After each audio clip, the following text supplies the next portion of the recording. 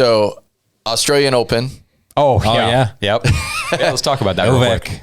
Yeah. So he goes and he says, I'm not disclosing. He doesn't say Novak Djokovic. Oh, sorry. Yeah. Yep. So he says, I'm not disclosing. It's none of your business. If I want to have the vaccine, I'll have it, but I'm not telling you. And if I don't have it, I'm not telling you. I'm just not disclosing. Mm-hmm. So he gets to Australia because they said that he could go, and then they arrest him and they hold him and he can't play in the tournament. So that's Australian Open would be right behind the British Open in massive fan followings and everything. So that's probably the number 2 tournament in the world. And then you have the French Open. Mm-hmm. And now he was planning on playing in the French Open, but now they're saying that he can't even go to France because of his non-declaring of his vaccine status.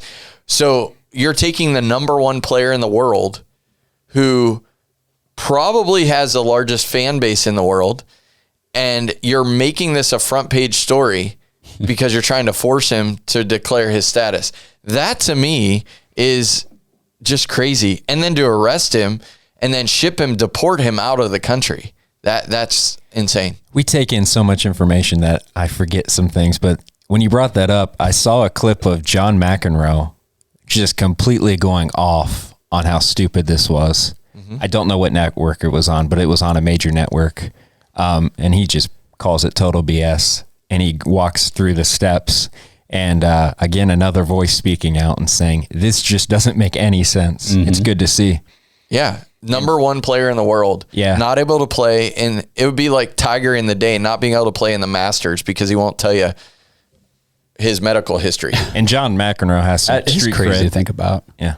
Isn't it? Yeah. Like I didn't want to go past sports. I was like, we got to talk about that. It's a big story. I'm glad you brought it up because honestly, I wanted to talk about it and then I forgot. Like you said, there's so much that happens. I know. Like every day we've got thousands of articles, Yeah. but I think it's a global thing.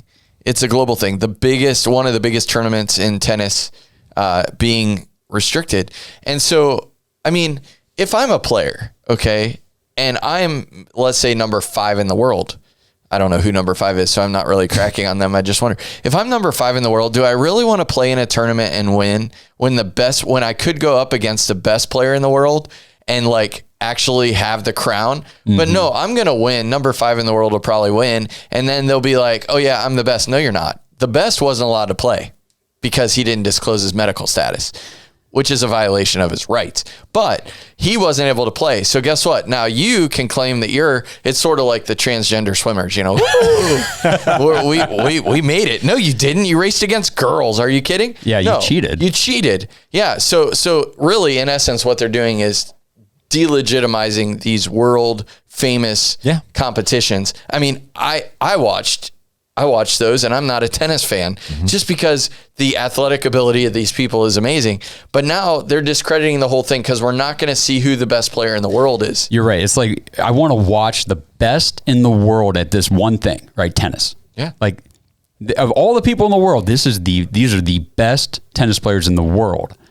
And it does take a lot of the credibility out if you know, number 1 or number 1 and 3 and 6 are all out. Right. So let me put this in perspective.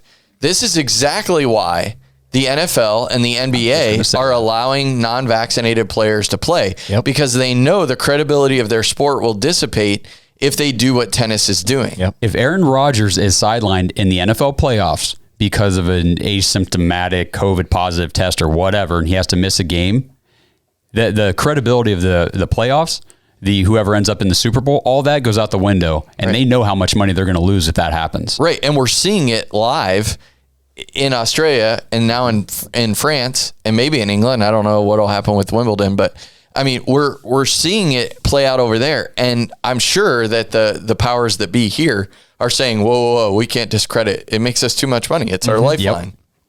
Yep. Follow the money. Don't follow their logic because it doesn't make sense. Right. So let's let Kyrie play in Chicago, and then all of our friends that live in Chicago can't go to the game because they're not vaccinated.